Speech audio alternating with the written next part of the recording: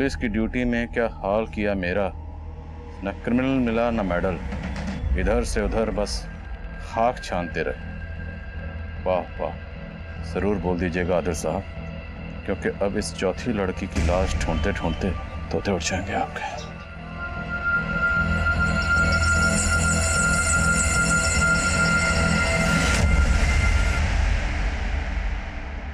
नमस्कार, आदाब। मैं आदिल खान क्राइम पेट्रोल दस्तक में आपका इस्तकबाल करता हूं। हम पुलिस वालों का सामना अक्सर खूंखार मुजरिमों से होता रहता है। ऐसे ऐसे खूंखार मुजरिम जिनकी महज दास्तान सुनकर ही आम इंसान की हवाइयां उड़ सकती हैं। ऐसा ही एक मुजरिम आम लोगों के बीच नहीं बल्कि मेरे घर की दहलीज तक आ पहुंचा था। आखिर किसी मुजरिम ने मेरे घर पर वो कटी हुई उंगलियां क्यों भेजी थी? उसके पीछे की दास्तान हैरत से भरी थी। एक आम इंसान से लेकर एक खूंखार मुजरिम बनने तक की दास्तान, जिसमें इंसानी जिंदगी का हर जज्बात था, लेकिन उन जज्बातों ने कब, क्यों और किन हालातों में उन गुनाहों को जन्म दिया, ये जानकर आप दंग रह जाएंगे। अरे अच्छे से पकड़ो।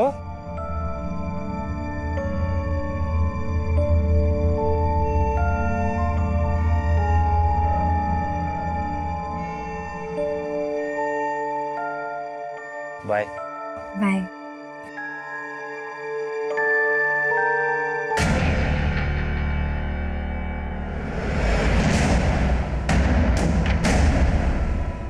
पापा शक्ल देखिए कभी अपनी है? ये चश्मा ना शक्ल ना सूरत। अरे बहन जी लगती है तू। और वो लड़का जो है ना बाइक पे चढ़ने आया था तने, वो 21 है तारे से। पक्का उसकी नियत में खोट है ना, जो तारे को भाव दे रहा है वो।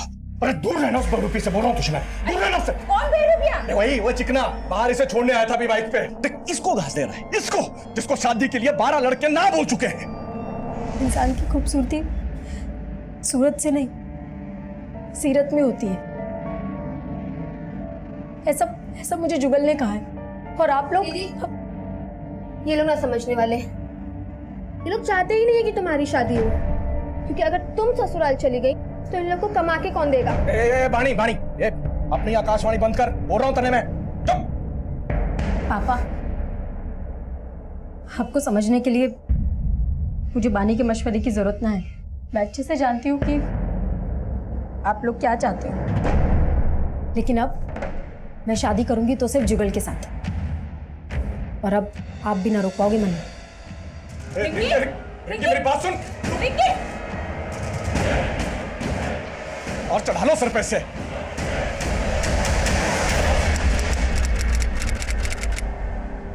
छोले कुलचे, चलो छोले कुलचे।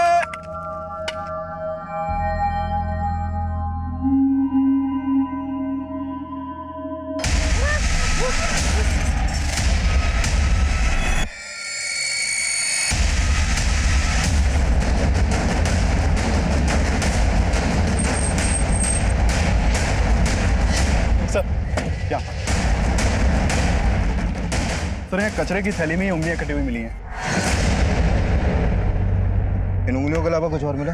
अभी तक तो नहीं सर, हालांकि हमारी टीम आसपास सर्च कर रही है। इन उंगलियों को फॉरेंसिक के लिए भेजो। अगर इसका आधार आईडी होगा तो फिंगरप्रिंट स्कैन करके इसकी आईडी पता चल सकती है।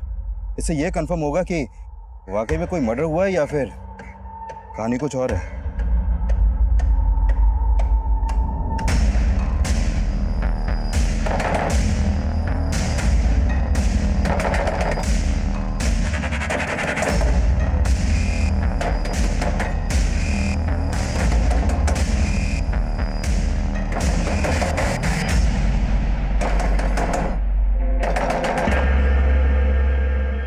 सर, इन कटी हुई उंगलियों से ये मंजू सिंह का आधार आईडी सामने आया। हमें लग रहा है इसका मर्डर हुआ है।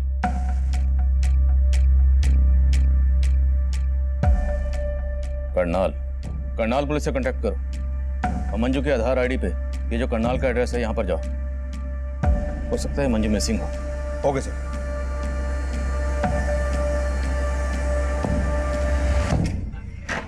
आप हैं अंकल जी? अरे भूत नीचे, हमारे से रिश्ता जोड़ने की कोशिश मत कर।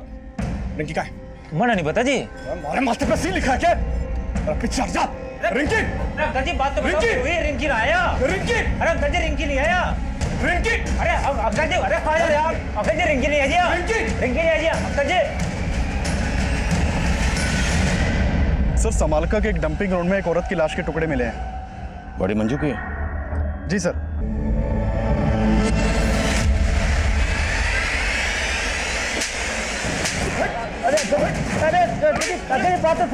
जीवन चौधरी की इज्जत पे हाथ डाला तुमने।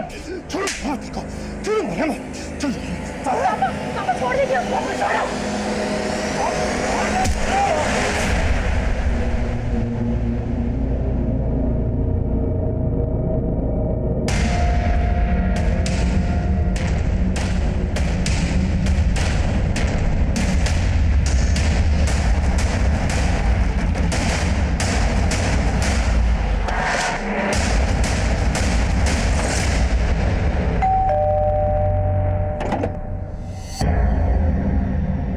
मंजू सिंह के बारे में आपसे कुछ बात करनी है। कहाँ है मंजू? सर मंजू यहाँ नहीं रहती। तो फिर कहाँ रहती? और आप क्या लगते हैं मंजू के? हम मंजू के माँ बाप हैं, लेकिन आप मंजू के बारे में पूछना क्या है?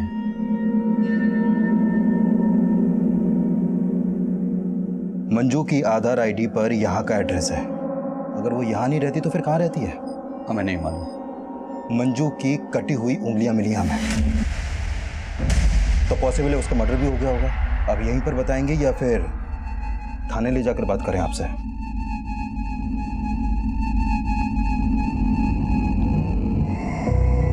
सर हम कुछ छिपा नहीं रहे।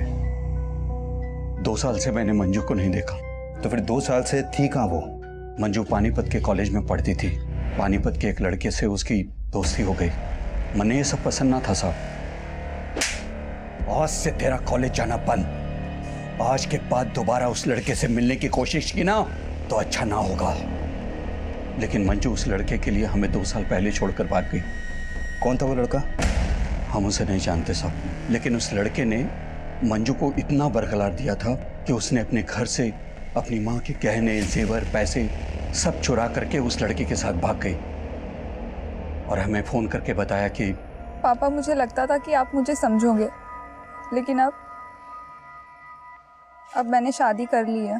लेकिन उसके बाद उसका फोन कभी ऑन नहीं हुआ। वो हमको भूल गई थी तो हम भी उसे भूल गए। भूल गई या फिर 2 साल बाद उसे ढूंढ निकाला और उसे? ऐसा हमने कुछ नहीं किया सर। जरूर उस लड़के ने उसके साथ कुछ किया होगा।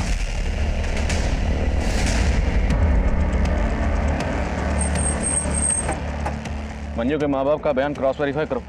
हो सकता है वो झूठ बोले या कोई कहानी बना रहे हो। राइट सर, लेकिन मंजू के फादर ने मंजू का जो नंबर दिया था वो अब भी बंद है। उस नंबर के कॉल रिकॉर्ड्स निकलो। हो सकता है उसमें उस लड़के का नंबर हो जिसका जिक्र मंजू के फादर ने किया था। Okay sir. सर मर्डर बहुत ही ब्रूटली किया गया है। लाश के टुकड़े करके यहाँ पे डंप कर दिया गया। तो सर हाथ की उंगलियां कटी हुई हैं। मंजू की उंगलियों को काटकर पानीपत में फेंका गया और बाकी बॉडी को यहाँ समालखा में। और कातिल ने शायद बॉडी के इतने टुकड़े इसलिए किए हैं ताकि बॉडी की शिनाख्त ना हो सके। लेकिन उंगलियों को पानीपत में फेंकने के पीछे क्या मकसद हो सकता है? पकड़ कर उंगली इतना ले चलूं उस आसमान पर जहां मैंने तेरे लिए सितारों से एक घर बनाया है। दूर कहीं आसमान पर तेरे लिए खूबसूरत सा नया जहां बसाया है। एक और है। नहीं लोटन, बस। अरे बस का इंतजार तो उसने है जिसकी अपनी गाड़ी नहीं। अब बैठ मेरी ऑटो में, तू मेरी सवारी नहीं। सवारी नहीं? घोड़ा घास से दोस्ती करेगा ना तो भूखा मरेगा। अरे मौत तो मुकर्रर है सबकी। हम तो तुझ में अपनी जिंदगी देखते हैं। फिलहाल ना मेरी मॉम मुझे ढूंढ रही है और फोन में बैटरी भी चली गई। चलो। अरे तू ले मेरा फोन तो फोन करके अपने घर पे कर दे क्रांति। बोल दे वो अपने लोटन के साथ। तुम्हारा नाम सुनते ही ना मेरी मॉम लोटपोट हो जाएगी। अरे यार इतना सीरियस क्यों हो रहे हो?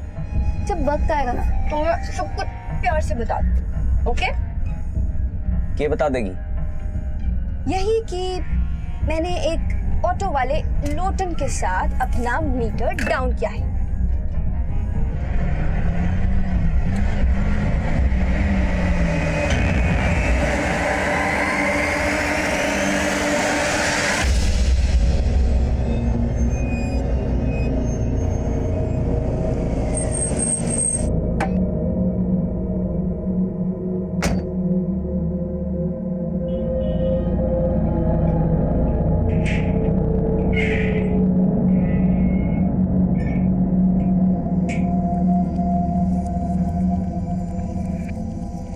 दीदी क्यों रो रही हो? मैं हूं ना तुम्हारे साथ, सब ए, ठीक हो जाएगा। ज्यादा अंगरक्षक बनने की कोशिश ना कर और तू ये रोना धोना बंद कर ले। कल से नौकरी पे जाना है और अगली बार से उस छोरे से मिलना नहीं है, वरना इस बार उसका सर फोड़ा, अगली बार थारा फोड़ूंगा। पापा ये आप क्या कर रहे हैं? मैं जुगल को अपना पति मान चुकी हूँ। अरे बावड़ी पूंछ, थारे को पेट से कर देगा वो और छोड़ देगा। अरे ऐसे छोरों का ईमान ना होता है कोई।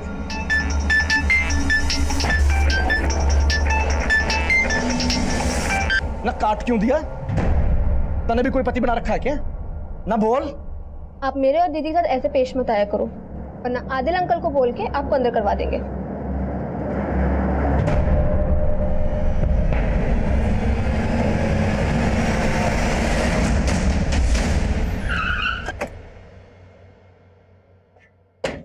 जैन सर। जय। सर मंजू के फादर ने मंजू का जो मोबाइल नंबर दिया था वो 2 साल से बंद है और मैंने चेक किया कि मंजू 2 साल से अपने फादर के यहाँ करनाल में भी नहीं देखी गई है। तो 2 साल से मंजू कहाँ थी? सर मैंने मंजू के 2 साल पुराने कॉल रिकॉर्ड चेक किए। 2 साल पहले तक मंजू एक राजवीर सोलंकी नाम के लड़के को काफी कॉल करती थी। ये राजवीर पानीपत में मंजू के साथ उसी के कॉलेज में पढ़ता था। कॉलेज का कुश्ती पहलवान था सर वो। 121, 122, दबा के कर बेटा, दबा के पेल। 123, 124। बस बापू, तेल निकल गया। अरे तेरा तेल ना आशिकी ने निकाला बेटा। मैं तुझे नेशनल चैंपियन बनाना चाह रहा था, लेकिन तू औरतों के हुस्न का चैंपियन बन बैठा। चल कर। बापू और कितना खसेगा? गलती हो गई, माफ कर देना। अरे चल, बहाने मत बना। 127, 128। सुनिए जी, वो पुलिस आई है। क्या? राजवीर के लिए पूछ रहे हैं।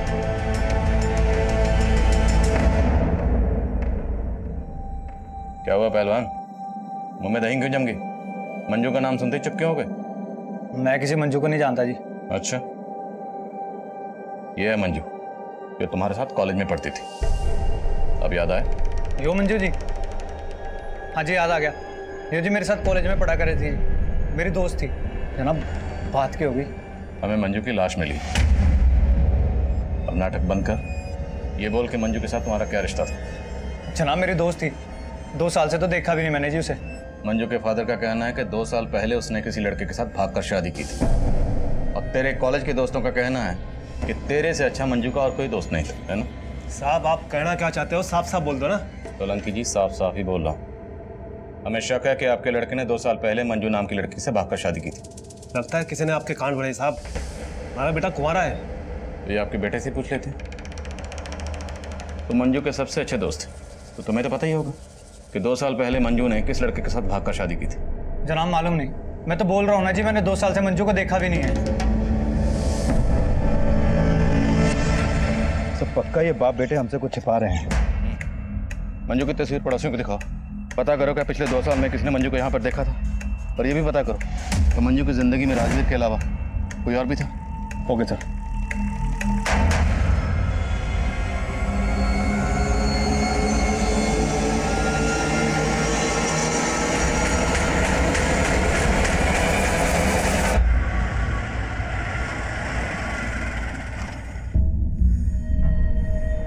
चलो बाय। बाहर से भगाएगी, अंदर नहीं लेके चलेगी अपनी मम्मी से मिलवाने। सुपर रखो लोटन, ऊपर का फल मीठा होता है ना। तो घनी नमकीन है, नमकीन और मिठाई एक साथ, कहीं बदहजमी ना हो जाए। बाय।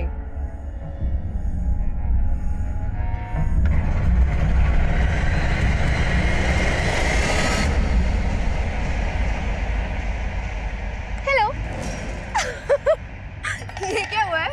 तो असल लग रही, सब तेरी वजह से हुआ है। मुझे नहीं खेलना तेरा शतरंज का खेल। प्यार करूँ तुझसे और इश्क लड़ाऊं तेरी बहन से। बंद करियो नाटक। खत्म ही करना था तो क्यों सोया मेरी बहन के साथ?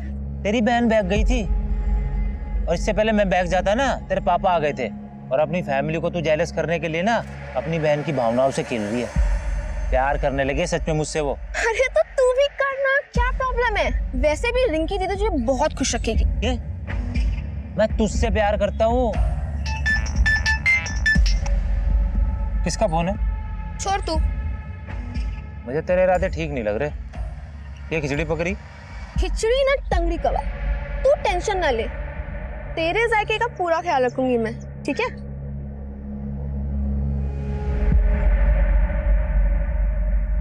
सर पिछले 2 साल से मंजू को राजवीर के घर के आसपास भी नहीं देखा गया, और राजवीर के पिछले 6 महीने पुराने कॉल रिकॉर्ड में भी मंजू का कोई दूसरा नंबर नहीं मिला।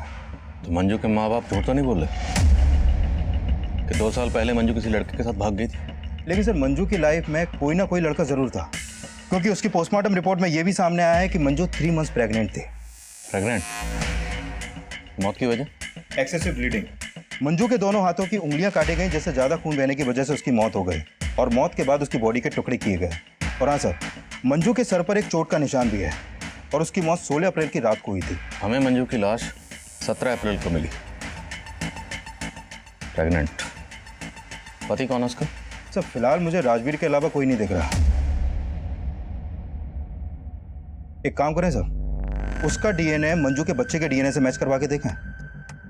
चौधरी, डीएनए रिपोर्ट आने में बहुत वक्त लग जाएगा और हमारे पास वक्त है नहीं। मंजू के पेरेंट्स का कहना है कि 2 साल पहले मंजू घर छोड़कर भाग गई थी, तो हमें पता करना है कि 2 साल तक मंजू कहाँ थी और किसके साथ थी। एक काम करो, पानीपत में जितने मैटरनिटी हॉस्पिटल हैं सब जगह जाओ। मंजू प्रेग्नेंट थी तो किसी न किसी हॉस्पिटल में जरूर जाती होगी, हो सकता है वहां से हमें उसकी पति की कोई लीड मिले। Okay sir.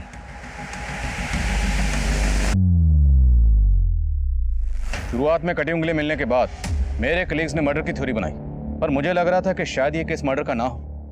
पर यह केस ना सिर्फ मंजू के मर्डर का था, बल्कि इस केस में एक से एक खौफनाक मंजर सामने आने वाले थे, जिसमें मंजू के मर्डर से लेके उसके जिस्म के टुकड़े टुकड़े करने के मंजर से भी कहीं ज्यादा खौफनाक मंजर थे।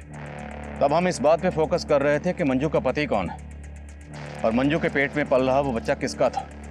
मंजू की आप बीती में हमें मंजू के पेरेंट्स का रोल भी सस्पिशियस लग रहा था, क्योंकि उन लोगों ने मंजू की डेड बॉडी को भी क्लेम करने से मना कर दिया था।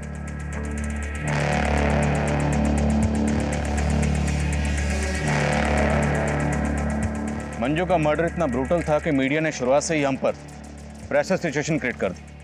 उस वक्त हमारे पास मीडिया के सवालों के कोई जवाब नहीं था, और ये सब बातें उस मुजरिम के हौसले बुलंद कर रही थी। एक गर्भवती महिला की हत्या करके उसके टुकड़े टुकड़े करके शहर में फेंक दिया जाता है, और पुलिस उस किलर के खिलाफ कोई भी सबूत नहीं जुटा पाती है। क्या ये पुलिस की नाकामी है या फिर उस अपराधी की जीत पुलिस को गुमराह करने में सफल होता नजर आ रहा है? क्या पुलिस मंजू के उस कातिल तक पहुंच पाएगी या नहीं?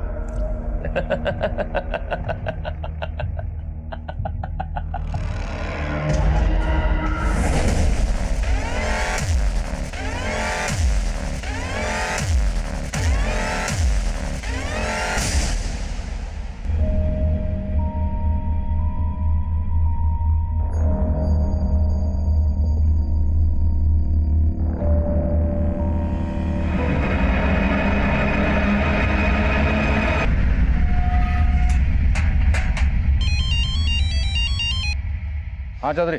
सर उस मैटरनिटी हॉस्पिटल का पता चल गया जहां पर मंजू अपना इलाज करवा रही थी। वहां से मंजू के पति के बारे में कुछ पता चला? सर मंजू के डॉक्टर ने बताया कि मंजू शादीशुदा थी। उस नंबर के कॉल रिकॉर्ड्स निकलो और उठाओ इस राजवीर को। Okay sir. मैं आपसे झूठ नहीं बोलना चाहता था, दरअसल मैं अपने बापू से डर गया था जी। तूने झूठ इसलिए बोला क्योंकि मंजू का मर्डर तूने ही किया? नहीं सर, मैंने मंजू का मर्डर नहीं किया सर। दरअसल हम दोनों ने 2 साल पहले भागकर शादी कर ली थी, और मेरी शादी के बारे में बापू को कुछ भी नहीं पता था। तेरे बापू ने मर्डर किया होगा फिर? नहीं सर, वो तो कभी उससे मिले तक नहीं थे, और वैसे भी मंजू ने 6 महीने पहले मुझे छोड़ दिया था जी। मंजू 3 महीने की प्रेग्नेंट थी, तूने माँ और बच्चा दोनों को मार दिया? जनाब मैंने नहीं मारा जनाब, मैं आपको बोल तो रहा हूँ, वो 6 महीने पहले मुझे छोड़कर चली गई थी। उसके पेट में बच्चा था, इसके बारे में तो मुझे कुछ मालूम भी नहीं है। मंजू रहती कहाँ थी? जनाब जब 2 साल पहले हमने भागकर शादी कर ली थी तो सलोनी में एक किराए पर घर लिया था। मैं अपनी शादी के बारे में अपने माँ बाप को कुछ नहीं बता पा रहा था, इसलिए वो अकेली रहती थी और मैं अक्सर उसके पास आया जाया करता था। हाय। क्या कहा था तुमने? मैंने क्या कहा था? ये हमारा आशियाना है, लेकिन तुम तो इसे अपना गेस्ट हाउस समझते हो। तुम यहाँ सिर्फ संडे को आते हो। अरे मंजू, फिर वो ये की बात पर ताना। क्यों ना मारू ताने? तुमने मुझे अपनी रखेल समझ रखा है। मैं तुम्हारी बीवी हूँ। देखो, अगर तुम्हें हिम्मत नहीं है मुझे अपने माँ बाप से मिलवाने की, तो तुम भी यही रुक जाओ, जिससे मैं तुम्हारे लिए अपने माँ बाप को छोड़ के आई हूँ। मंजू मुझे और वक्त चाहिए, समझो ना। थक चुकी हूँ मैं, अब मुझसे और सहन नहीं होता। देखो, या तो तुम मुझे अपने घर ले जाओ या तो तुम अब से यही रहोगे। जनाब मंजू को समझाना मुश्किल होता जा रहा था, वो कुछ भी समझने को तैयार नहीं थी। मैं जब भी उससे मिलने जाता था तो हमारे बीच में आपस में झगड़ा हो जाता था, लेकिन मंजू भी कम नहीं थी सर। उसने मेरी एब्सेंस में एक लड़के के साथ दिल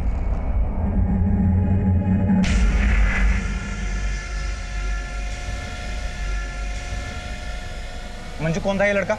यहाँ क्या कर रहा था? दरवाजा खोलने में इतना टाइम क्यों लगाया? ये बोल के तुम कहना क्या चाहते हो? जनाब, उस दिन बात इतनी बिगड़ गई थी कि हमने आपस में बात करनी बंद कर दी थी और उसके बाद मैंने आना जाना भी वहां बंद कर दिया था। लेकिन हो ना हो सर, उस लड़के के साथ उसका कोई ना कोई तो चक्कर था ही, और वो बच्चा पक्का उसी का ही है। मेरा बच्चा नहीं है सर वो। कौन था वो लड़का? सर उस लड़के को मैं जानता नहीं, उसे पहली और आखिरी बार मैंने वहीं पर देखा था, लेकिन सर वो बच्चा मेरा नहीं था सर। तो बच्चा तेरा है या नहीं, ये मंजू की डीएनए रिपोर्ट से पता चल जाएगा। मंजू और राजवीर सलोनी में जिस घर में रहते थे उस घर पर जाओ। हो सकता है मंजू का मर्डर वहीं हुआ और बाद में बॉडी को डंप किया गया। Okay sir.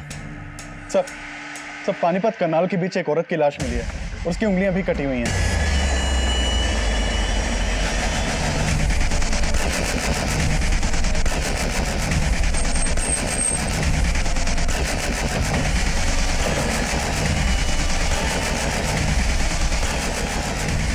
अरे पीछे हटिए। निकालो जरा। मोहब्बत के हारे किला फतेह करने निकले, तेरे साथ नहीं तो तेरे पास सही, हम जीतने वालों को हराने निकले। आखिर ये शायरो शायरी करके और ये उंगलियां काट के कातिल साबित क्या करना चाहता है? सर मंजू की लाश को टुकड़े टुकड़े करके डंप किया गया और इसकी सिर्फ उंगलियां काटी गई हैं। काफी हद तक मर्डर का मॉडस ऑपरेंडी सेम है। बॉडी की शिनाख्त करवा, हो सकता है इसका मंजू या उसके जान पहचान वालों से किसी को ताल्लुक हो। सर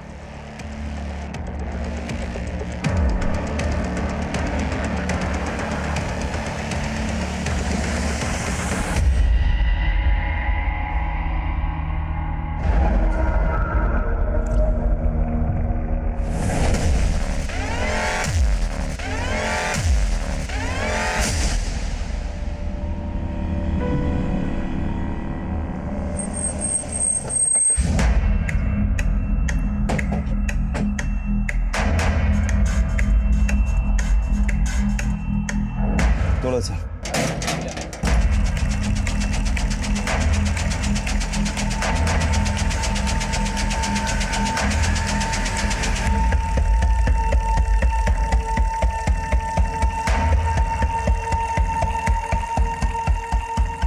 सर मंजू के सलोनी वाले घर में ऐसे कोई साइन नहीं मिले जैसे लगे कि मर्डर यहाँ पर हुआ हो। करनाल और पानीपत के बीच हमें जिस औरत की लाश मिली है उस औरत की भी उंगलियां काटी गई। मैं तुम्हें उसकी तस्वीर भेज रहा हूँ, जरा पता करो क्या उस औरत का मंजू के घर पर आना जाना था? Okay sir. नहीं जनाब, मैं इस औरत को नहीं जानता और मुझे मालूम नहीं कि मंजू इस औरत को जानती होगी कि नहीं। इस औरत को मंजू के घर में कभी आते जाते तो नहीं देखा है। ये मंजू का हस्बैंड है जो दिल्ली में कहीं जॉब करता है और संडे संडे आता है, और अभी कुछ टाइम से वो यहाँ पे आना ही बंद कर दिया है। ऐसा तो नहीं लगता था, पर सर कुछ समय से एक आदमी का यहाँ पे काफ़ी आना जाना हो रहा था।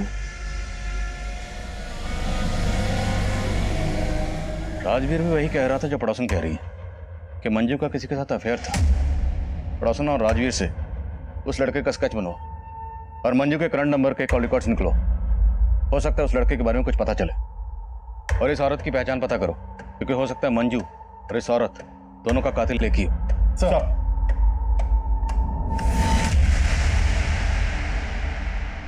अरे भाई ये ऑटो। गाड़ी पार्क कर देना और एक भी स्क्रैच नहीं आना चाहिए। ए भाई, यहाँ मैं कार पार्किंग में खड़ा हूँ, तुम्हारी उड़न खटोला के लिए नहीं। ओ भैंस की पूछ, रोमांस के मूड में हो, इसलिए प्यार से सुन। मैं तेरा कस्टमर हूँ और तू दरबान। बैगर्स कांट बी चूजर्स, समझा? नहीं समझा? अच्छे से गाड़ी पार्क करियो, एक भी स्क्रैच आ गया ना तो तेरी खाट खड़ी कर दूंगा।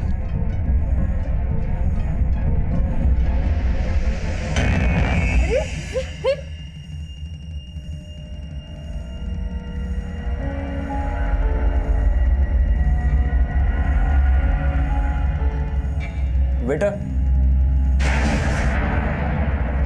लोटन सुनो ना, वो मैं कह रही थी कि जब हम घर जाएंगे ना,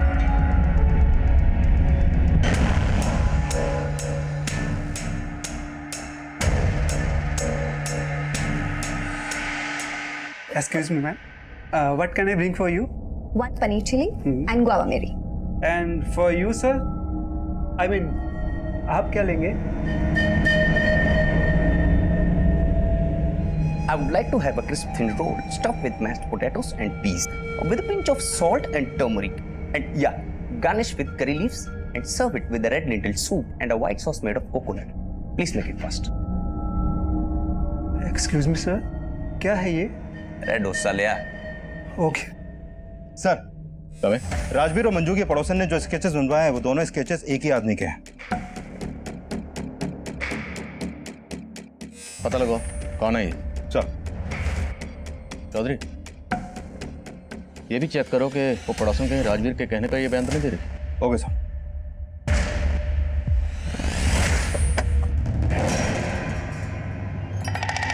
बाय।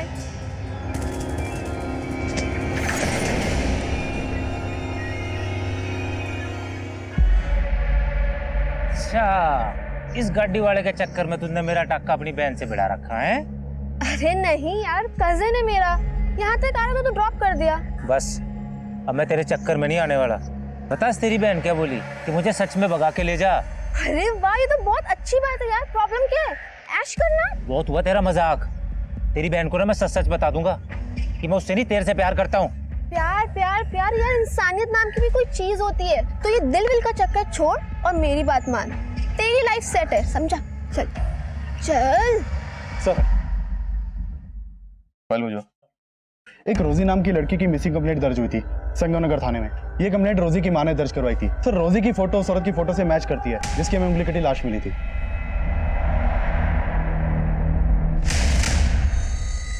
लो बेटा, दूध पी लो। नानी, मम्मी कब आएंगी? आ जाएगी। लेकिन कब? उन्होंने मुझे बोला था फिल्म दिखाने लेके जाएंगी, लेकिन वो खुद इतने दिन से नहीं आई। बोलो ना नानी, मम्मी कब आएंगी? बेटा आ जाएगी।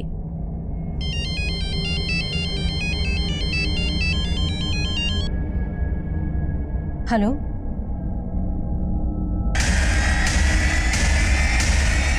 क्या?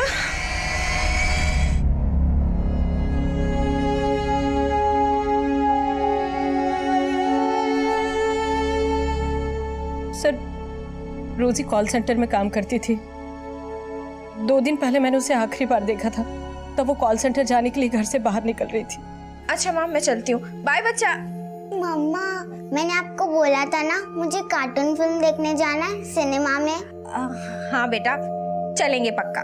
लेकिन कब मम्मा? बेटा नेक्स्ट संडे। अभी मुझे ऑफिस के लिए लेट हो रहा है और मेरे पीछे से नानी को परेशान मत करना। मेरा अच्छा बच्चा है ना। बाय बाय माँ। सर, उसके बाद रोजी का कुछ पता नहीं चला। अगली सुबह वो कॉल सेंटर से वापस ही नहीं आई, ना ही उसका फोन लग रहा था। लेकिन आपने संतनगर पुलिस स्टेशन को ये नहीं बताया कि रोजी कौन से कॉल सेंटर में काम करती थी। रोजी कहाँ काम करती थी उसने मुझे कभी नहीं बताया। आपकी बेटी कहाँ काम करती थी ये आपको नहीं पता, और आपने कभी पूछा भी नहीं उससे? सर, मैंने कई दफा उससे कहा था कि अपने कॉल सेंटर का पता घर में छोड़ दे। आपने बताया कि रोजी की बेटी है, उसका पति कहाँ? रोजी की अपने पति से नहीं बनती थी, इसलिए 3 साल पहले वो अपने पति से अलग हो गई थी। कहाँ रहता है वो जींद रोड पे रहता था और रोजी से अलग होने के बाद वो कहीं शिफ्ट हो गया था। कहाँ शिफ्ट हो गए? सर, वो मुझे नहीं पता। मैडम, आपको आपके दामाद का नाम तो पता होगा। उसका सुनील नाम है। किसी पे शक आपको? कौन आपकी बेटी के साथ ऐसा कर सकता है? नहीं सर, मुझे कुछ नहीं मालूम। कुछ दिन पहले मंजू नाम की एक लड़की का कत्ल हुआ। ये है मंजू। इसकी भी ठीक वैसी उंगलियां काटी गई जैसे आपकी बेटी रोजी की काटी गई। क्या आप इसे जानती हैं? हो सकता है ये आपकी बेटी रोजी को जानती हो, कभी आपके घर आई हो। नहीं सर, मुझे कुछ नहीं मालूम इसके बारे में। कुमार, पता लगाओ रोजी कौन से कॉल सेंटर में काम करती थी, और उसके पति सुनील का भी पता लगाओ। सर,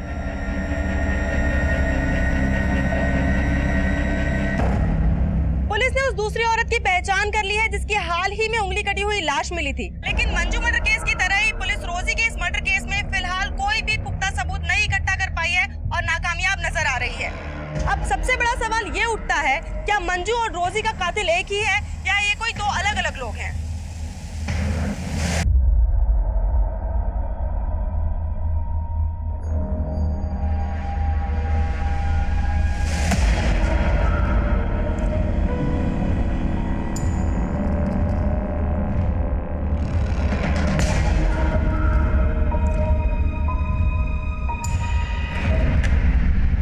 सर, कमें मंजू के नए नंबर के कॉल रिकॉर्ड में एक नंबर मिला है जिसका फोटो उन स्केचेस से मैच करता है जो राजवीर और मंजू के पड़ोसन ने बनवाए थे।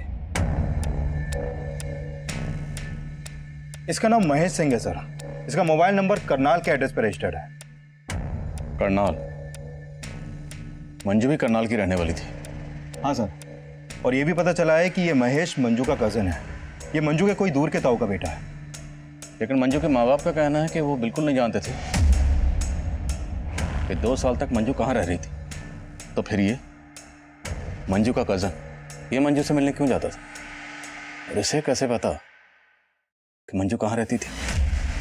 सर मैं हमेशा मंजू का सपोर्ट करता था सर। मानता हूँ चाचा जी उनकी शादी के खिलाफ थे, लेकिन राजवीर के साथ घर से भाग जाने के बाद से मैं लगातार मंजू के टच में था।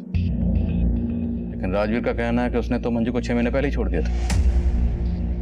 सर राजवीर ने मंजू की जिंदगी बर्बाद करके रखी थी, बल्कि मंजू तो उसके खिलाफ कानूनी मदद भी लेना चाहती थी। चीट किया था सर उसने मंजू को। उसकी वजह से उसने अपना घर परिवार छोड़ा, अपने पेरेंट्स से अपना रिश्ता खत्म किया, और बदले में उसे क्या मिला? सिर्फ दुख। कहीं तुमने भी बदला तो नहीं लिया? मंजू के माँ बाप के कहने पर तुमने मंजू को... कैसी बातें करें सर आप? मंजू के पेरेंट्स को तो पता तक नहीं है कि मैं मंजू के टच में था।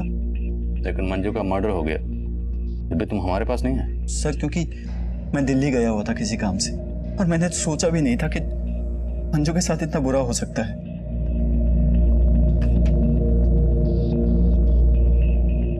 इसे जानते हो? नहीं सर, और वैसे भी मैं पानीपत में कम ही आता था। मंजू ने कभी तुम्हें कुछ ऐसा बताया कि तुम्हें अजीब लगा? सर मंजू ने राजवीर के अलावा कभी किसी की बुराई नहीं की। मुझे लग रहा है शायद राजवीर ने ये कांड किया है, क्योंकि मेरी नजर में वही एक ऐसा लड़का है जो किसी भी हद तक जा सकता है।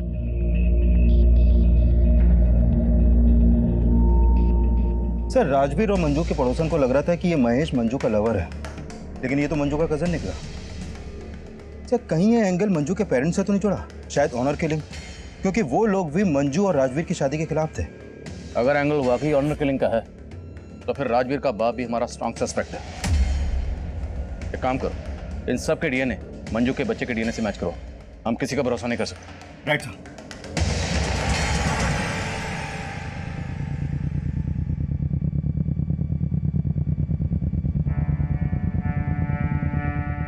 मंजू पापी नहीं थी। क्या बकवास कर रही हो? सच बोल रही हूँ। आपने तो उसे भुला ही दिया था, लेकिन मैं 2 साल से मंजू की शक्ल देखने के लिए तरस रही थी, और आपने मुझे मंजू से दूर रखा। टुकड़े टुकड़े करके किसी ने उसे जानवर की तरफ फेंक दिया, और आखिरी बार में उसे कलेजे से लगा के रो भी न पाई। मंजू हमारा अतीत थी। वो 2 साल पहले ही हमारे लिए मर चुकी थी। अब उसकी जगह हमारी यादों में भी नहीं होनी चाहिए।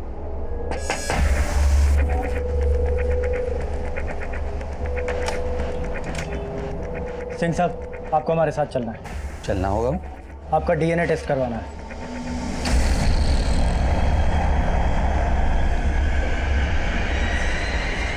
राजवीर! मेरे को भी बहुत धोया बापू उन्होंने, और तू तो मुझसे बड़ा पहलवान है ना, उनके डंडों से तेरा तेल ना निकलने वाला। क्यों डर रहा है तू?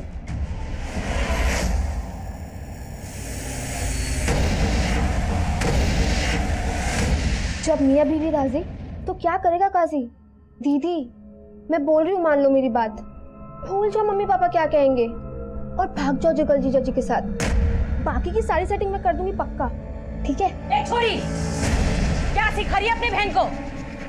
अजी सुनते हो? जल्दी आओ। क्या सिखा रही है? हाँ बोल, क्या सिखा रही है? देखो क्या, क्यों चिल्ला रही हो? ये दोनों बहनें मिलकर क्या प्लान बना रही है? ये उस लड़के को जीजा जी बोल रही है और इसे बोल रही है उसके साथ भाग जा। मैं ऐसे कैसे भाग जाएगी? मैं क्या बावली पूंछूं?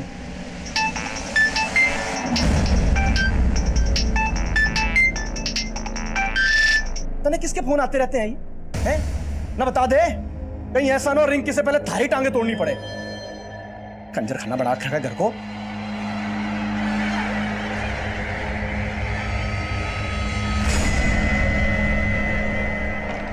सर रोजी के कॉल रिकॉर्ड में मंजू या मंजू से जुड़े किसी भी इंसान का नंबर नहीं मिला। रोजी के बैकग्राउंड में कोई लवर? फिलहाल तो ऐसा कुछ सामने नहीं आया। सर रोजी के कॉल रिकॉर्ड में किसी कॉल सेंटर का नंबर भी नहीं मिला। पर रोजी की माँ का कहना है कि रोजी कॉल सेंटर में काम करती थी। सर मैंने रोजी की कॉल रिकॉर्ड अच्छे से स्टडी की है। अक्सर रात के वक्त रोजी का फोन रेड लाइट एरिया में एक्टिव रहता था। रेड लाइट एरिया तो मतलब रोजी, एक काम कर, जिन जिन रेड लाइट एरिया में रोजी का नंबर एक्टिव रहता था वहां पूछताछ कर। सर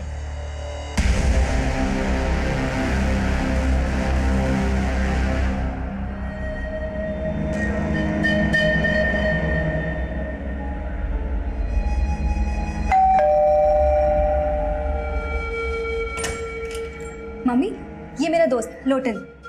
नमस्ते। Lotan, strange name. जी, यो नाम मेरी मम्मी ने दिया है जी। अच्छा, प्लीज कम, हैव सीट। तो लोटन, तुम काम क्या करते हो? ऑटो है जी मेरा। Auto driver? नहीं जी, मतलब ऑटो मेरा खुद का है, मैं ओनर हूँ उसका, और अपनी मर्जी का भी। मम्मी, आपको पता है मैं ना लोटन के ऑटो में ही रोज कॉलेज जाती हूँ और पता नहीं टाइम कैसे बीत जाता है, पता ही नहीं चलता। आपको पता ही है ना, बातें ऐसी करता है कि कोई भी इंसान ना हंस के लोटपोट हो जाए। शैली, तुम इस ऑटो वाले को यहाँ मुझसे मिलवाने लाई हो? तेरा दिमाग तो ठीक है? इसमें प्रॉब्लम क्या है? प्रॉब्लम है, you don't know these illiterate people. Auntie, I'm definitely an auto driver, but I've planned everything. I've planned my future, and trust me, it's bright. I'll soon begin my own startup. जैसे cab services होती हैं, वैसे auto services. I've planned everything. मेरी सारी plannings में अच्छी तरह समझ गई। अभी निकल यहाँ से, और दोबारा मेरी बेटी से मिलने की कोशिश की ना तो अच्छा नहीं होगा। फ्रॉड। बेबी, लोटन, एक सेकंड बात सुनो, हम बैठ के। Cool babes. कोई बात नहीं, तेरी मम्मी को मैं पसंद नहीं आया। मैं चाहता हूँ तेरी गली से तेरा नाम लेकर, और ये मोहब्बत है जो ना कभी मिटी थी और ना मिटेगी। शैली, तुझे इस ऑटो ड्राइवर के अलावा कोई लड़का पसंद नहीं आया? मॉम, मैं लोटन से प्यार करती हूँ। सर, ये कुलचे वाला है, ये बोल रहा है रोजी को जानते हैं। क्या जानते हो तुम रोजी के बारे में? साहब, वो रोजी धंधा करती थी साहब, और वो और एक लड़का अक्सर मेरे यहाँ से छोले कुलचे खाते थे। कौन लड़का? और ये रोजी का क्या लगता है? तल्ला था साहब उसका, वो सोनू नाम था उसका। सोनू? कहाँ मिलेगा सोनू? ये जो रोजी का मर्डर हुआ है ना जब से साहब, वो यहाँ दिखा ही नहीं। फिर कहाँ रहता है वो मुझे नहीं मालूम है। ये मेरे मोबाइल में साहब उसकी एक फोटो थी, ये है साहब।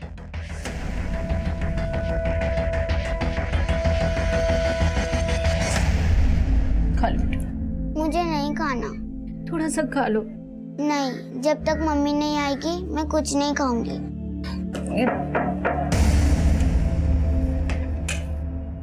ये क्या बोल रहे हैं आप साहब?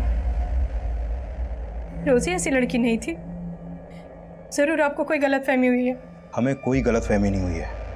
आपकी बेटी रोजी किसी कॉल सेंटर में काम नहीं करती थी, बल्कि वो एक प्रोस्टिट्यूट थी। और ये सोनू, ये उसके लिए ग्राहक लाता था। सर, ये तो सुनील है, रोजी का पति। सुनील? जी। रोजी का पति? जी, यही सब गलत काम करता था सर, इसलिए रोजी ने इसे छोड़ रखा था। जरूर इसी ने मजबूर किया होगा मेरी बेटी को। रोजी ऐसी नहीं थी सर। अच्छा, ये सुनील उर्फ सोनू आजकल है कहाँ? कुछ तो आइडिया होगा आपको? सर, मुझे नहीं मालूम।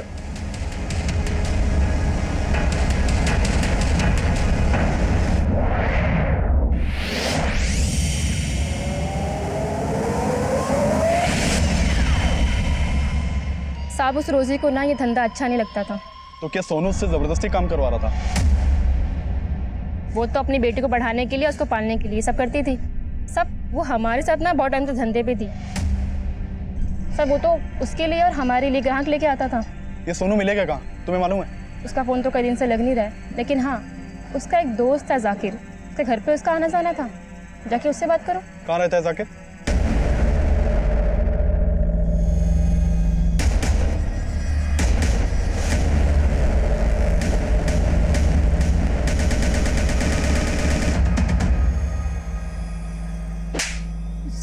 सर, मैंने रोजी के साथ कुछ नहीं किया सर। तो फिर हमारी टीम को देखकर भाग क्यों रहा था? तो साहब, मैं डर गया था, लेकिन फिर मेरे को रोजी के मर्डर का मालूम चला, तो इसलिए मुझे पता था कि आप लोग मेरे पीछे आएंगे, इसलिए मैंने अपना फ़ोन भी बंद कर दिया सर। लेकिन सर, मैंने रोजी के साथ कुछ नहीं किया, मेरा विश्वास। रोजी तेरी बीवी थी और तूने उसे मजबूर किया था इस धंधे में उतरने के लिए, है ना? नहीं साहब, रोजी जब तक मेरे साथ रहती थी तब तक मैंने उसे कोई धंधा वंदा नहीं करवाया था। लेकिन जब रोजी को पता चला कि मैं दल्लागिरी ये सब करता हूँ तो मुझे छोड़कर चली गई थी। लेकिन उसको कुछ दिन बाद आटे दाल का भाव पता चल गया था। और सर, रोजी ये सब अपनी मर्जी से करती थी, मैंने रोजी के साथ कुछ नहीं किया। हाँ, जरूर उसके कस्टमर ने रोजी के साथ कुछ किया होगा। कौन कस्टमर? सर, कुछ रोज पहले एक टैक्सी वाला आइटम ढूंढते हुए हमारे एरिया में आया था। उसने रोजी के साथ कुछ किया होगा। मैंने रोजी को आखिरी बार उसी के साथ देखा था। सर, उसके बाद रोजी लौटकर वापस नहीं आई। फिर मालूम चला कि रोजी की लाश मिली। कौन था वो टैक्सी वाला? ये तो मुझे मालूम नहीं है, पहले कभी मैंने देखा नहीं था। टैक्सी का नंबर देखा था? इतना कहाँ याद रहता है सर, मुझे तो ठीक से उसकी शक्ल भी याद नहीं है। लेकिन ये बात पक्की है कि सर वो सरदार था और उसी ने रोजी के साथ कुछ किया होगा।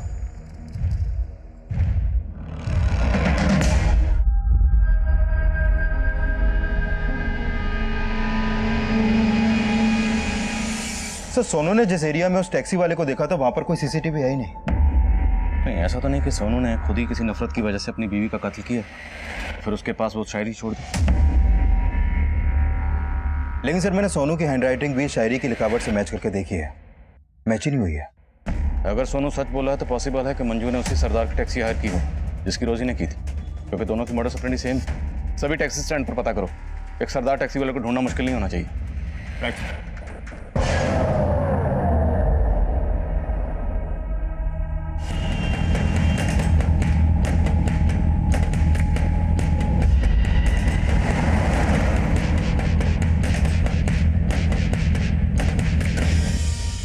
सर, मैंने पानीपत और आसपास के एरिया के लगभग सभी टैक्सी स्टैंड्स में चेक किया, लेकिन ऐसा कोई भी सरदार नहीं मिला जिसकी एक्टिविटी सस्पिशियस हो और वो टैक्सी चलाता हो। पॉसिबल है कि वो टैक्सी वाला सरदार हो ही नहीं, बल्कि किसी ने सरदार के गेटअप में पहले मंजू का और बाद में रोजी का मर्डर किया। सर, हमें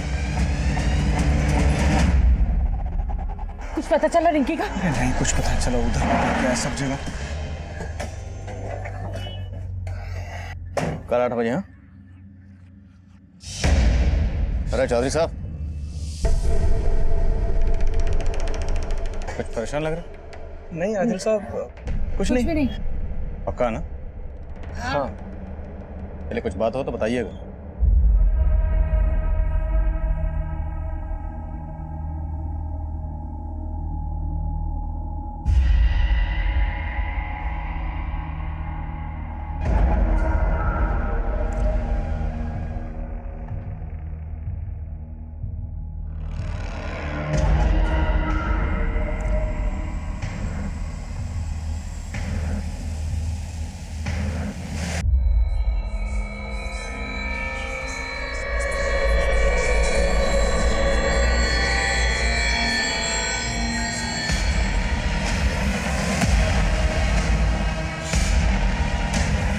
पुलिस की ड्यूटी में क्या हाल किया मेरा, न क्रिमिनल मिला न मेडल, इधर से उधर बस खाक छानते रहे। वाह वाह, जरूर बोल दीजिए आदिल साहब, क्योंकि अब इस चौथी लड़की की लाश ढूंढते ढूंढते तोते उठ जाएंगे आपके।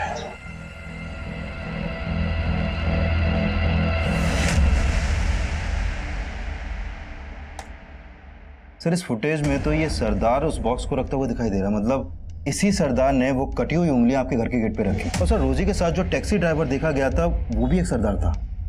लेकिन चौधरी, ये बंदा सरदार नहीं, नकली सरदार है। इसने भेष बदला हुआ है और ये जो भी है मुझे चैलेंज कर रहा है। हाँ कुमार। सर, आपके नाम पे एक लेटर आया है और उसके ऊपर पोस्टमार्टम रिपोर्ट लिखा हुआ है।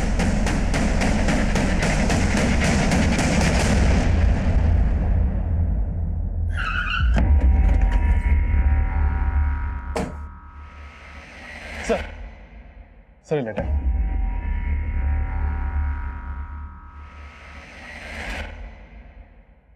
आदिल साहब, ये उस चौथी लड़की की पोस्टमार्टम रिपोर्ट है जिसकी उंगलियां आपको आपके घर पे मिली होंगी। इस लड़की की मौत एक्सेसिव ब्लीडिंग की वजह से हुई। उसके बाद उसकी 10 की 10 उंगलियां काट दी गई। मौत 7 मई की रात को हुई और उसी रात आपके मोहल्ले की एक लड़की गायब हुई।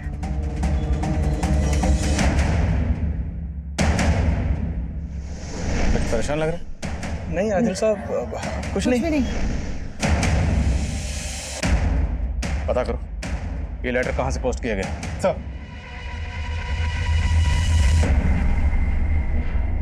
सब जगह देख लिया उसको, है ही नहीं वो कहीं पे। समझ नहीं आ रहा कहाँ ढूंढे उसको जाके।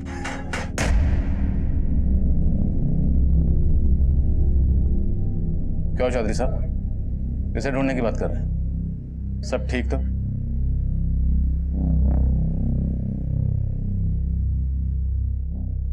रिंकी कहाँ है? आदिल साहब, समझ में नहीं आ रहा किस मुंह से बोलो। बोलिए क्या बात? रिंकी एक लड़के के साथ भाग गई। किस लड़के के साथ? जुगल के साथ। एक नंबर का लफंगा है। अब ना उसका फोन मिल रहा है और ना ही रिंकी का। कहाँ रहता है जुगल?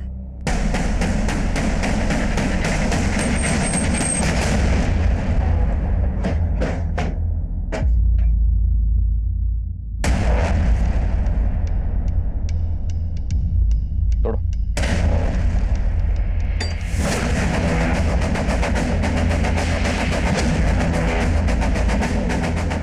चेक करो सब जगह।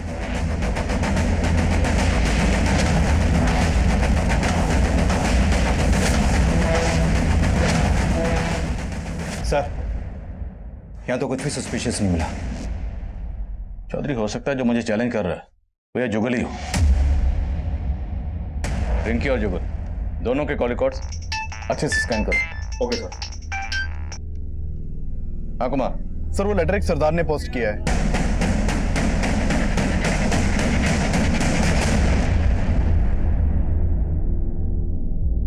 ये जुगल या जुगल से कनेक्टेड कोई हो सकता है कि मेरे पड़ोस में रिंकी के अलावा और कोई मिसिंग नहीं है। पानीपत बस अड्डे के पास बंद हुआ था, लेकिन जुगल का फोन, रिंकी का फोन बंद होने के 4 घंटे बाद उसके घर वाले एरिया में ही बंद हुआ था। जुगल के कॉल रिकॉर्ड्स में कुछ सस्पिशियस? सर, जुगल ने लास्ट कॉल एक सुबोध नाम के लड़के को किया था। ये उसका फोटो है सर। सर, मैंने इस सुबोध के भी कॉल रिकॉर्ड चेक किए हैं। सर, ये सुबोध रिंकी की छोटी बहन बानी को भी बहुत कॉल करता था। पूछताछ करो जरा सुबोध से। मैं बानी से मिलता हूँ। सर, जुगल से मेरा कोई लेना देना नहीं है। तो फिर जुगल ने तुझे फोन क्यों किया था? दरअसल सर, बात यह है कि मैं एक बानी नाम की लड़की से बहुत प्यार करता हूँ। सर, काफी टाइम से हमारा अफेयर चल रहा था। सर, जुगल ने एक दिन फोन पे मुझे बोला कि बानी मुझसे चीट कर रही है। सर, बानी का जुगल के साथ भी अफेयर चल रहा था। वो क्या है कि जुगल से मन भर गया था उसका, इसलिए अपनी बहन रिंकी से टांका पेट करवा रही थी उसका। ये जुगल कहाँ है अभी? अंकल, वो मैं जुगल को प्यार नहीं करती थी, लेकिन वो लड़का अच्छा था। इसके लिए मैंने सोचा कि दीदी को उसके साथ, लेकिन मैंने जैसा सोचा था ना वैसा कुछ भी नहीं हुआ। मुझे तो सही उम्मीद नहीं थी बानी। तू जुगल से प्यार करती थी और तूने मुझे धोखा दिया। नहीं दीदी, ऐसा कुछ भी नहीं है जैसा आप सोच रहे हो। आपको जरूर कोई गलतफहमी हुई है। कोई गलतफहमी ना हुई। मैंने रिंकी को सब कुछ सच सच बता दिया है। सुबोध, उसका जुगल से क्या कनेक्शन? जुगल ने सुबोध को भी मेरे खिलाफ बोल दिया था। मेरे घर के बाहर कटी हुई उंगलियां मिली किसी लड़की की, और हमें शक है कि शायद वो उंगलियां रिंकी की हैं। क्या बात कर रहे हैं खान साहब? बानी, बोलो, जुगल कहाँ है? अंकल, मैं आपको सच में बोल रही हूँ, मुझे नहीं पता जुगल कहाँ है।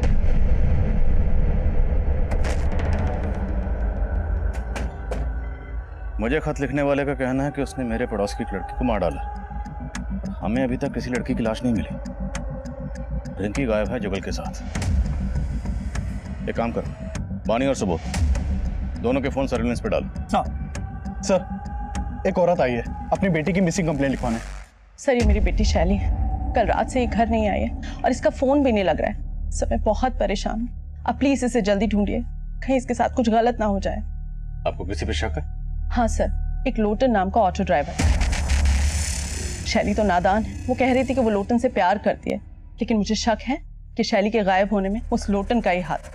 कहाँ रहता है लोटन?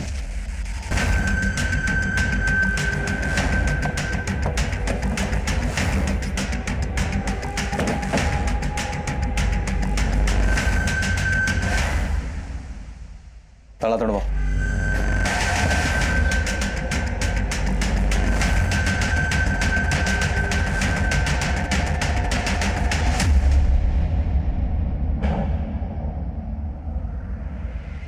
सर, ये देखिए,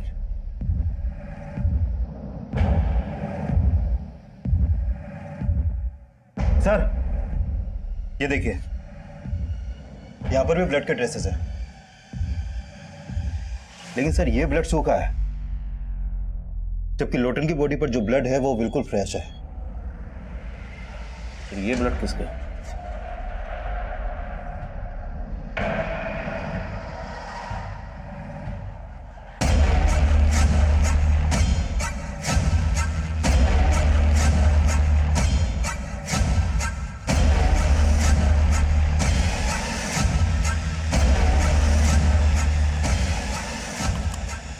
लोटन के पड़ोसियों से पता करो इसका किस किस से मिलना जुलना था और कहाँ कहाँ आना जाना था। Okay sir. हाँ बोलो कुमार। सर जिस एरिया में रिंकी का फोन बंद हुआ था उस एरिया में रिंकी की लाश भी मिली है।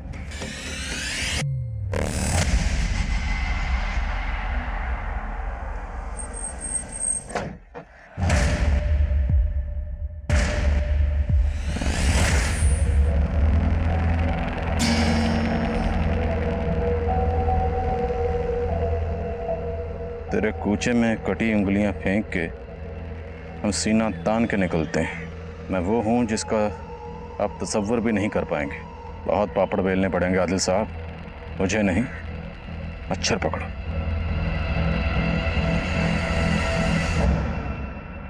कुमार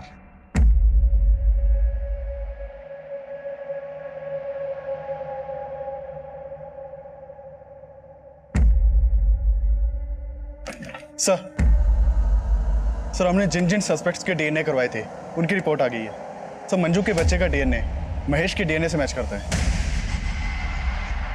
हाँ सर, मैं मंजू का कज़न हूँ, लेकिन साथ ही साथ उसे पसंद भी करता था। फिर हमें अचानक एक दिन पता चला कि वो पेट से है। सर मैंने मंजू को कई बार बोला कि वो अबॉर्शन करवा ले, लेकिन वो नहीं मानी सर। लेकिन इसका मतलब ये नहीं है सर मैं उसे मार दूंगा। नहीं सर, मैंने मंजू को नहीं मारा सर। जुगल, सुबोध और महेश ये सभी हमारे स्ट्रॉन्ग सस्पेक्ट्स थे, लेकिन इनमें से किसी का भी इन मर्डर्स में कोई हाथ नहीं था। और हमें पक्का यकीन था कि कातिल जो भी है उसका शैली और लोटन से कोई ना कोई कनेक्शन जरूर है। इसलिए हमने इस केस की हर बारीक से बारीक चीज को रिविजिट करना शुरू किया और एक नया नतीजा सामने आया। सब पूछताछ में पता चला है कि लोटन का एक चरण नाम का दोस्त हुआ करता था जो टैक्सी चलाता था और वो लोटन के साथ ही रहता था, लेकिन कुछ टाइम पहले उसने लोटन का घर छोड़ दिया था। सर ये चरण लोटन की हत्या के बाद से गायब है। और कोई खबर? सर चरण के बारे में ये पता चला है कि वो यूपी का रहने वाला था और आईपीएस की तैयारी कर रहा था। और ये भी सामने आया है कि ये चरण मंजू के ही कॉलेज में पढ़ता था, वो उससे 2 साल सीनियर था। सर लोटन के एक ऑटो वाले दोस्त से चरण के एक ठिकाने का पता चला है। मैंने अपनी एक टीम को भेजा है वहाँ पर।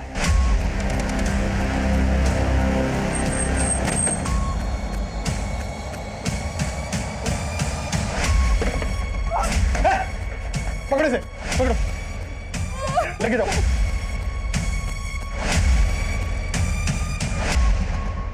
लाइफ बहुत स्ट्रेंज है आदिल साहब। आदमी जो सोचता है वो कभी होता नहीं है। मैंने जो आईपीएस बनने का सपना देखा था, अगर आज वो पूरा हो गया होता ना, तो आज औहदे में मैं आपसे ऊपर और आप मेरे से नीचे होते। हरियाणा के हर्ष राठौर जी जैसा बनना चाहता था। आईपीएस मैंने एग्जाम भी दिए थे, 4 बार फेल हुआ सर। तो 4 बार क्या, 6 बार भी अगर फेल हुआ होता, तेरी इस फेलियर का इन मर्डर से क्या ताल्लुक है? मेरे इस फेलियर का उन मर्डर से ताल्लुक है, क्योंकि इसी फेलियर की वजह से ना मैंने बहुत कुछ खोया है। मंजू को भी बहुत प्यार करता था मैं मंजू से, लेकिन मंजू को तो राजवीर पसंद था ना। सब कुछ भुला के मैं आईपीएस की तैयारी में लग गया। मैंने एग्जाम्स भी दिए थे, पता नहीं उन लोगों को क्या हुआ, मुझे फेल कर दिया। इसलिए मजबूरी में मुझे टैक्सी ड्राइवर बनना पड़ा। फिर एक दिन मुझे मंजू मिली। मैं कॉलेज के दिनों से तुमसे बहुत प्यार करता हूँ। अगर तुम हाँ करो तो हम लोग शादी भी कर सकते हैं। नहीं चरण, मैं अपनी जिंदगी किसी और के नाम कर चुकी हूँ। मतलब राजवीर फिर से? राजवीर नहीं, महेश। महेश का नाम सुन के ना मेरा दिमाग घूम गया था। अपने ही कजन के साथ, छी! अरे 3 महीने का बच्चा था उसके पेट में, पता है? मेरा इतना दिमाग घूम गया ना, मैंने उसकी गर्दन पकड़ के ऐसे दीवार में दे मारा। मैंने उसे मार दिया। मुझे लगा जब तक आप लोग उसकी बॉडी की शिनाख्त करोगे गायब हो जाऊं, लेकिन आप लोग तो मेरे तक पहुंच ही नहीं पाए। सर हंसी आती है मुझे आप लोगों पे, और गुस्सा भी। करप्शन से भरे इस सिस्टम की वजह से ना मैं आईपीएस नहीं बन पाया। इसीलिए अपनी काबिलियत साबित करने के लिए ना मैंने आप लोगों का इम्तिहान लेना शुरू किया। सबसे पहले मैंने उस धंधे वाली रोजी को मारा।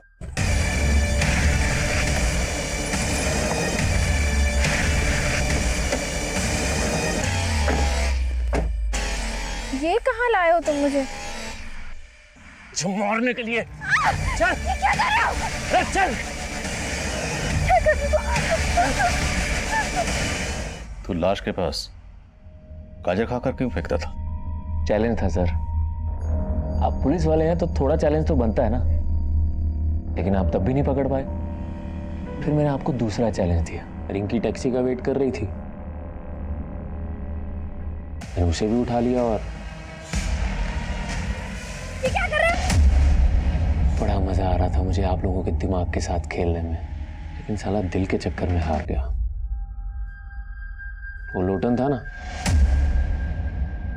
साला बार बार मुझे चिढ़ाता था शैली का नाम लेके। मैंने सोच लिया कि अगर मंजू नहीं मिली तो क्या हुआ, इसकी शैली को छीन लूंगा।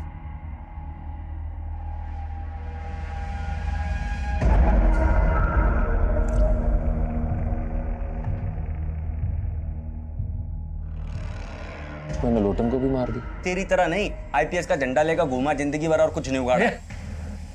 मेरी पढ़ाई और मेरी आईपीएस के बारे में कुछ मत बोलना, समझा? तू नहीं जानता मैंने कितनी मेहनत की है आईपीएस बनने के लिए। काय की मेहनत? 20-25 हजार की नौकरी कर रहा होता अगर मुझसे थोड़ी बहुत इंग्लिश सीख लेता तो। ऑटो ड्राइवर तेरी, तू मुझे अंग्रेजी सिखा, तू मुझे अंग्रेजी सिखाएगा। लोटन को मारने के बाद मैंने शैली को भी उठा लिया। शैली बस मेरी होने ही वाली थी कि आप लोग आ गए और मुझे उठा के यहां ले आए। क्या बनना चाहता था?